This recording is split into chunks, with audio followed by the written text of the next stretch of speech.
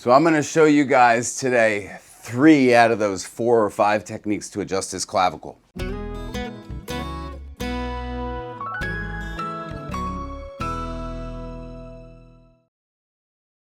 We're going to go ahead and show you guys, and come on up front here, and I'm going to show you what 7 millimeters looks like, or more than 7 millimeters. Here's the top of his right clavicle. Here's the top of his left.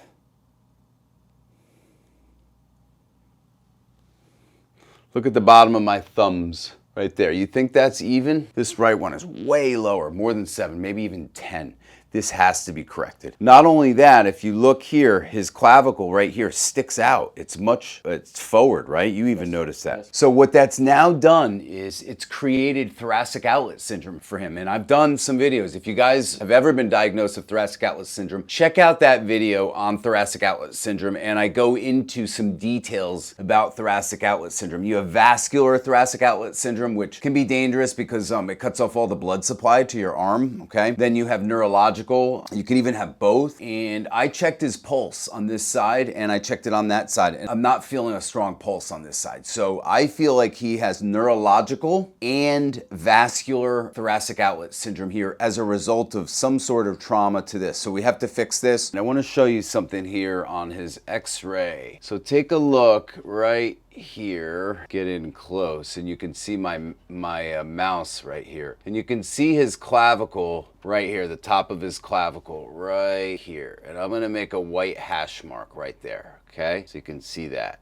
Now we're going to come over to his other clavicle and we're going to make a mark there. Okay, now look at the difference between this one and this one. See how this one here is higher? So anything over a 7 millimeter difference is separation. So he has a clavicle separation and that was never diagnosed. I'm surprised because it's right there. Now, I don't have a tool to measure his x-rays. He brought some x-rays from Germany, but I can tell just from looking at it, from my experience, that this is definitely over 7 millimeters. So we measured, I showed you previously a close-up of how off the shoulder was. So now I'm gonna have you slide all the way down. So your knees are right over, there we go, lay back.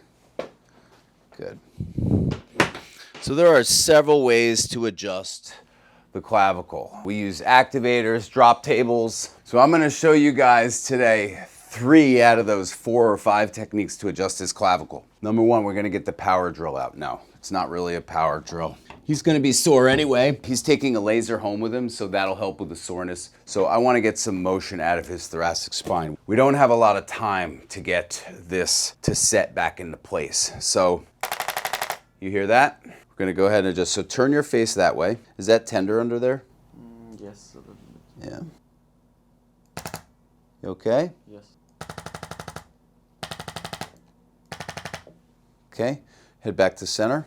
That's called an arthrostim. This is more of a handheld device. This is called an activator. We use these on all different types of people. Just depends on what they can tolerate, what's best for them. They all work. And this, again, both of these I can adjust the strength. Turn your face to that direction there, yep. Okay, back up to normal. Okay, and then a third way is by hand using a drop table here. So turn your face that way. And deep breath in. Good, and come back up. Now I want you to slide back up.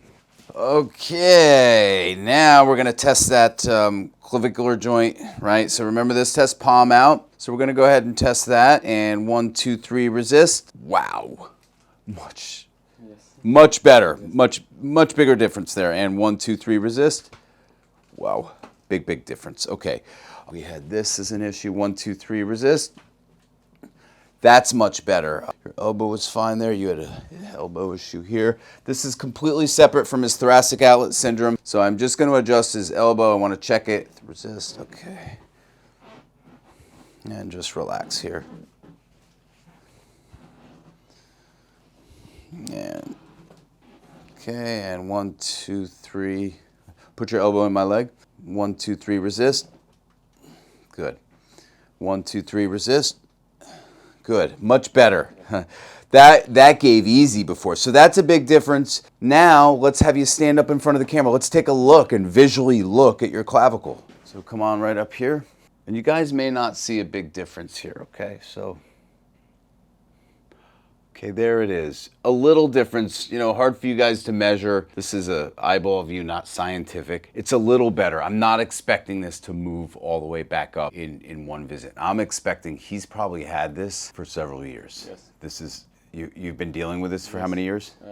2 to 3 years. And he may have even had this for 2 to 3 years before he even had the symptoms. Let's go ahead and tape you, yes. So, we're going to have you sit right here. This is, I think, the most challenging joint to tape just because of where it is. It's a little bit uncomfortable and it just takes a long time.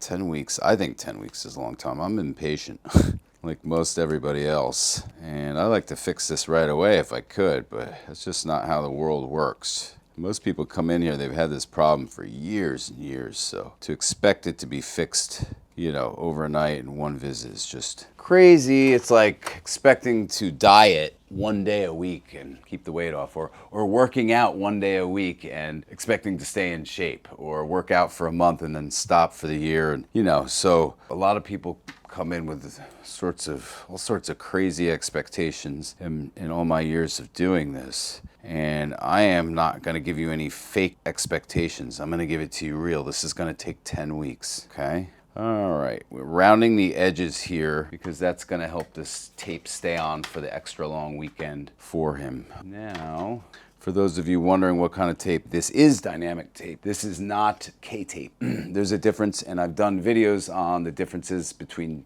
dynamic tape and K-tape. I'm not going to get into that today. So what I want you to do is bring your right arm back behind you and down like that. Yep.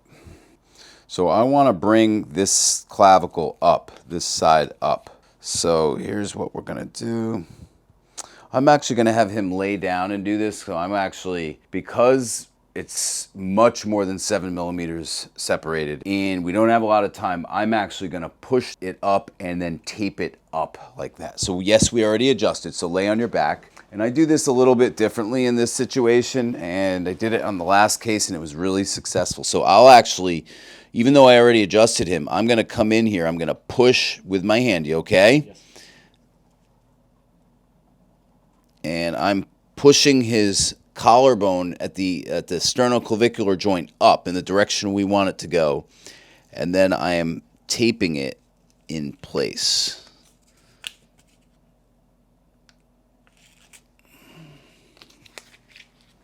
And then we're going to do the same thing on the other side. Okay. And then I just rub it a little bit, get that adhesive to stick a little better. Okay, you're all set. You can go ahead and stand up. Okay, folks, if you guys have any questions about thoracic outlet syndrome or a clavicle misalignment, subluxation, or anything for that matter, feel free to comment below. Thanks for letting us do this video. Thanks for tuning in. Thank you guys so much. If you got anything from this video, or even if you just like this view of the Empire State Building and the Chrysler Building, give me a like and don't forget to subscribe. Appreciate you guys.